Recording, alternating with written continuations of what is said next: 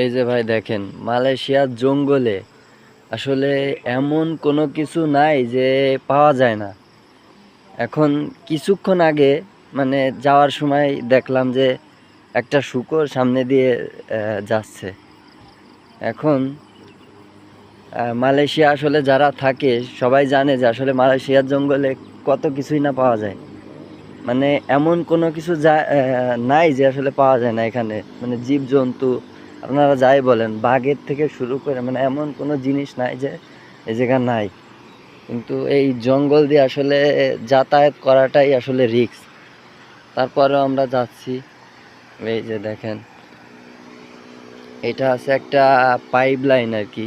মানে এখান দিয়ে পানির পানির পাইপ। আর এই নিচেটা একটু দেখেন যে আসলে কত নিচে। আর ওই যে একজন আসতেছে, এটা হচ্ছে একটা খাল।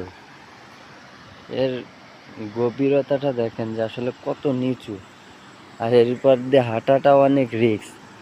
তারপরেও আমরা এখান দিয়ে শর্টকাটে অনেক জায়গায় যাওয়ার জন্য যাই এখানে।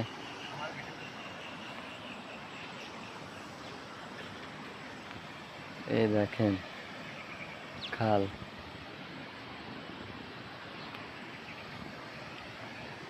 এখানে অনেক মাছ আছে, কিন্তু এই মাছগুলো আসলে খাওয়া যায় না।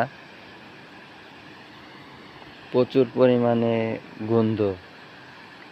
অনেক ধরনের মাছ আছে, তেলাপিয়া, মাগুর মাছ, জিয়েল মাছ, অনেক ধরনের মাছ আছে, কিন্তু আসলে খাওয়ার উপযোগী না এগুলো।